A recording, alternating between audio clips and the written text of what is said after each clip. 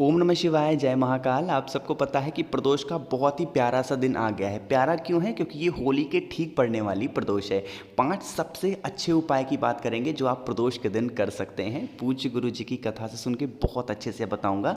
जो आज का हमारा पहला उपाय होगा, अगर आपके बच्चों का दिमाग कम है या फिर उनकी जॉब नहीं लग रही है, उसके लिए होगा।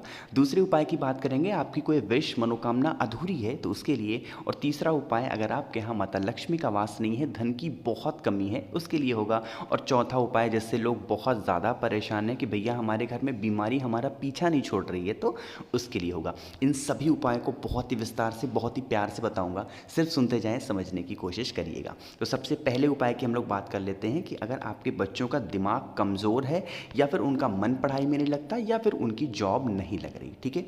देखो क्या करना, पर आपको दूध दिख रहा है, इसी तरीके से गौ माता का दूध ले लेना, कच्चा दूध लेना होगा, ठीक है। एक छोटी सी कटोरी में कच्चा दूध डाल लेना और उसके बाद अलग से आपको एक लोटा लेना होगा और इस लोटे में अपने घर से जल भरना और इस लोटे के अंदर आपको कुछ और डालने की ज़रूरत नहीं है, ठीक है।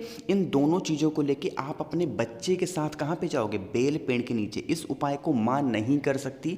जो बच्चा वीक है, जो बच्चा कमज़ोर है, जो बच्चा एग्ज़ाम देने जा रहा है, उसी को करना होगा, ठीक है। बच्चे को खड़े करना और सबसे पहला काम क्या करोगे, जो एक लोटा आप जल लेके गए हो उसको बेल पेड़ की जड़ में श्री शिवाय नमस्तुभ्यम का स्मरण करते हुए समर्पित करना, ठीक है। जल को समर्पित करा दिया आपने। दूसरा काम क्या करोगे, जो आप अपने साथ दूध लेके गए हो उस दूध को भी वहीं पर जहाँ पे जल को चढ़ाया है श्री शिवाय नमस्तुभ्यम का स्मरण करते हुए दूध को भी समर्पित करोगे, ठीक है। तीसरा काम फिर आपको करना होगा, एक लोटा फिर शुद्ध जल उसी दूध के ऊपर आपको श्री शिवाय नमस्तुभ्यम का स्मरण करते हुए समर्पित करना होगा। ये 3 तरीके से जल को चढ़ाना होगा, ठीक है। जल चढ़ा दिया, उसके बाद आप अपने बच्चे को कुछ इस तरीके से ऐसे खड़े करना और उससे आप 2 दीपक जलवाना। कितने दीपक? 2 दीपक। पहला दीपक उसके दाहिने साइड में जलवाओगे, एक घी का दिया लंबी बत्ती का। कौन सा? घी का दिया लंबी बत्ती का। और उसके लेफ्ट साइड में जलवाओगे एक तेल का दीपक लंबी बत्ती का।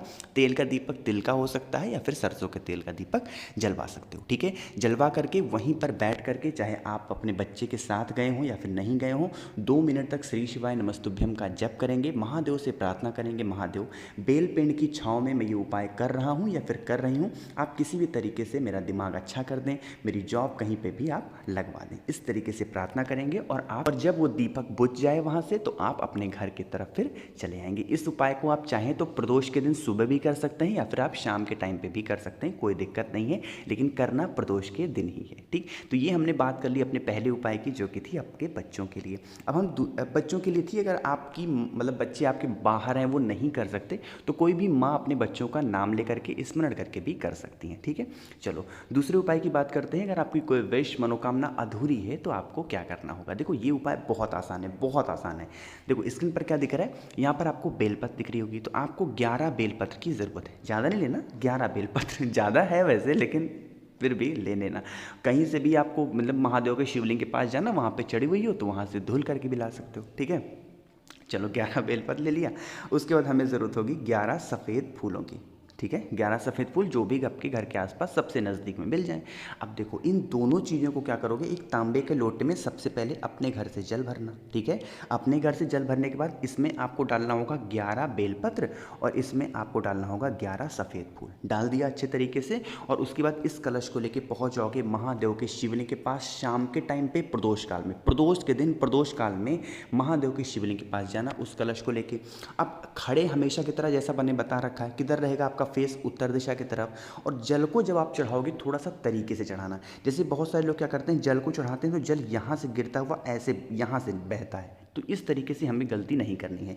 इस उपाय में आपको जल ऐसा चढ़ाना है कि जल आपके ही तरफ बहे, मतलब इधर, जैसे खड़े तो आप यहीं पे हो ना, तो जल जो हो इसी साइड बहना चाहिए। श्री शिवाय नमस्तुभ्यम का स्मरण करते हुए जल को समर्पित करना, जल यहाँ से बहता हुआ यहाँ आना चाहिए, ठीक है। इस तरीके से समर्पित करना। समर्पित करने के बाद आप वहाँ पर 2 मिनट तक बैठना और महादेव को देखते देखते श्री शिवाय नमस्तुभ्यम का स्मरण करना और वहीं पर अपनी बात महादेव से कह देना, ठीक है। एक चीज़ का और ध्यान रखना, बहुत सारे लोग कहते हैं भैया इस उपाय को हम सुबह कर लें, शाम को नहीं रहेंगे। जी नहीं, इस उपाय को करने का नियम निर्धारित है, टाइम निर्धारित है। आपको शाम के टाइम पे प्रदोष काल में ही करना होगा अपनी मनोकामना के लिए, ठीक है। तो 2 उपाय की तो बात हमने बहुत ही विस्तार से कर ली है। अब हम लोग तीसरे उपाय की तरफ बढ़ते हैं कि अगर आपके यहाँ धन संपदा की बहुत ज़्यादा कमी है, माता लक्ष्मी आपके यहाँ से हमेशा रूठी हुई होती हैं, ठीक है, क्या करना होगा। लेकिन इस उपाय को बताने से पहले आपसे एक छोटा सा अनुरोध है कि वीडियो को लाइक कर दें। आवाज़ जो भी लोग पहली बार सुन रहे हैं चैनल को सब्सक्राइब ज़रूर करिएगा, ठीक है। देखो कौन सी चीज़ की ज़रूरत होगी समझिएगा। वैसे तो इस उपाय को आप चाहो तो मनोकामना पूर्ति के लिए भी कर सकते हो, वरना धन संपदा का बहुत ही सुंदर सा उपाय है। स्क्रीन पर आपको दिख रहा होगा हरा मूंग, है ना। कितने दाने, 4 से 5 दाने लेने होंगे हरे मूंग के, ठीक है, ले लिए। उसके बाद ज़रूरत होगी आपको 1 बेलपत्र की। अब यहाँ पर ज़्यादा नहीं लेना है, यहाँ पर बस 1 बेलपत्र, ठीक है, जो कि कहीं से कटा पिटा हुआ ना हो। 1 बेलपत्र ले लिया। उसके बाद आपको ज़रूरत होगी 1 शमी के पत्ते की। शमी का पत्ता आपको, अब आजकल के टाइम पे शमी का पत्ता बहुत नया नया निकल रहा है, तो आपको आसानी से मिल जाएगा, ठीक है। 1 शमी का पत्ता ले लेना और एक छोटा सा गुड़ का टुकड़ा, बहुत बड़ा नहीं, छोटा सा गुड़ का टुकड़ा लेना। अब एक चीज़ की और ज़रूरत होगी जो कि महादेव को बहुत प्रिय है, वो है लाल चंदन। थोड़ा सा 1 चुटकी लाल चंदन। जितनी चीज़ें मैंने आपको बताई, इन सभी चीज़ों को सबसे पहले इस कलश में जल भरना और उन सभी चीज़ों को इसमें आप डाल देना। यहीं पर बहुत सारे लोग परेशान रहते हैं, कहते हैं भैया हमसे तो किसी ने कहा है कि तांबे के लोटे में गुड़ नहीं डाला जाता। ऐसा कुछ भी नहीं है। तांबे के लोटे में सिर्फ दूध नहीं डाला जाता, बाकी आप कुछ भी कर सकते हैं, ठीक है।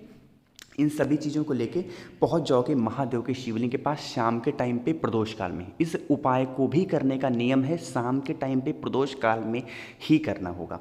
पहुंच गए, पहुंचने के बाद उस 1 लोटा शुद्ध जो 1 लोटा जल आप अपने साथ लेके गए हो, जिसमें सारे सामान को डाला है, महादेव के शिवलिंग के ऊपर श्री शिवाय नमस्तुभ्यम का स्मरण करते हुए समर्पित करना। समर्पित करोगे, जल की धार बिल्कुल धीरे धीरे गिराना, ठीक है। धीरे धीरे क्यों कह रहा हूँ, क्योंकि जब आप धीरे धीरे गिराओगे ना, तो उस जल के पात्र में बेलपत्र, जितने भी सामान आप लेके गए हो, वो सारे जल के पात्र में रह जाएंगे। उसके बाद अपने हाथों से निकाल के उस कलश में से 1-1 बेलपत्र, 1 शमी पत्र, सारी चीज़ों को महादेव के शिवलिंग के ऊपर, अपनी जो भी इच्छा है कि महादेव, हमारे यहाँ माता लक्ष्मी का वास नहीं होता, किसी भी तरीके से आप कुछ भी करके हमारे यहाँ माता लक्ष्मी का वास हमेशा बना रहे, प्रार्थना करेंगे और वहीं पर 2 मिनट तक बैठ के श्री शिवाय नमस्तुभ्यम का स्मरण करेंगे। उसके बाद आप अपने घर की तरफ जा सकते हैं, ठीक है। तो 3 उपाय की तो हमने बात कर ली, बहुत ही प्यारे प्यारे। अब चौथे उपाय की बात करते हैं, जो कि भैया हमारे यहाँ बीमारी बहुत ज़्यादा है, दवा खा के हम परेशान हो गए, क्या करें, कुछ आप ऐसा बता दो। देखो क्या करना होगा, स्क्रीन पर आपको बेलपत्र दिख रही है, आपको 1 बेलपत्र लेनी जो कि कहीं से कटा पिटा हुआ ना हो। यह उपाय जो मैं आपको बता रहा हूँ, ये आप तो प्रदोष काल में ही करना है, सुबह के टाइम इस उपाय को नहीं कर सकते, क्योंकि प्रदोष का जो दिन होता है ना, ये उसमें प्रदोष काल का बहुत महत्व है। प्रदोष काल के समय में माता पार्वती भोले शंकर भ्रमण के लिए निकलते हैं और उस टाइम अगर आप कोई उपाय करते हैं तो वो आपकी उपाय को जल्दी सुनेंगे और आपकी कामना जल्दी स्वीकार होगी। इसीलिए मैं आपसे कहता हूँ बार बार कि प्रदोष काल में ही उपाय को किया करिए, ठीक है। देखो पहुँच गए, पहुँचने के बाद अब आपको बेलपत्र महादेव के शिवलिंग के ऊपर नहीं चढ़ाना है। कहोगे भैया फिर कहाँ चढ़ाएंगे, तो उस 1 बेलपत्र को जो आप अपने साथ लेके गए हो, उसको आपको माता अशोक सुंदरी के स्थान पे समर्पित करना होगा। कुछ इस तरीके से डंडी का भाग होना चाहिए जलाधारी की तरफ और पत्ती होगी आपकी महादेव की तरफ, ठीक है। इस तरीके से समर्पित करना, बिल्कुल सीधा सीधा, जैसे हम लोग महादेव के शिवलिंग के ऊपर उल्टा चढ़ाते हैं ना, तो उल्टा नहीं, बिल्कुल सीधा सीधा आपको माता अशोक सुंदरी के स्थान पे समर्पित करना। समर्पित करने के बाद आपको 1 लोटा शुद्ध जल उसी के ऊपर, उसी बेलपत्र के ऊपर, कौन से महादेव का नाम, बीमारी के लिए अगर सर्वश्रेष्ठ कोई नाम है महादेव का, तो वो है कुंदकेश्वर महादेव। कुंदकेश्वर महादेव के नाम से 1 लोटा शुद्ध जल उसी बेलपत्र के ऊपर बिल्कुल धीरे धीरे आपको गिराना होगा और ये कामना करनी होगी, महादेव हमारे घर का यह व्यक्ति बहुत ज़्यादा बीमार है, बहुत ज़्यादा दवाएँ खाता है, आप कुछ भी करो, मुझे नहीं पता, आज ये प्रदोष के दिन इस उपाय को मैं कर रहा हूँ या फिर कर रही हूँ, आप उसकी बीमारी को धीरे धीरे करके सही ज़रूर करना महादेव, ठीक है। बस इस तरीके से कामना करना, आपके यहाँ का जो भी बीमारी होगी धीरे धीरे करके ख़त्म ज़रूर होगी, ठीक है। अब देखो एक चीज़ का और ध्यान रखना, बहुत सारे लोग क्या करते हैं कि वो उपाय करते हैं लेकिन जो दवा खाते हैं, मेडिसिन खाते हैं, मेडिसिन को बंद कर देते हैं। ऐसी गलती मत किया करिए। आप जो दवा खाते हैं, जो मेडिसिन खाते हैं, वो नियमित रूप से आप खाते रहें, आप कोई दिक्कत नहीं होगी। बिना डॉक्टर की सलाह के आप दवा को बंद नहीं करेंगे। तो ये 4 उपाय मैंने आप सभी को बताए, बहुत ही प्यारे प्यारे से, बहुत ही आसान आसान कोशिश की अच्छा समझाने की। वीडियो थोड़ी बड़ी ज़रूर बनी है, 4 उपाय थे तो बड़ी बननी थी।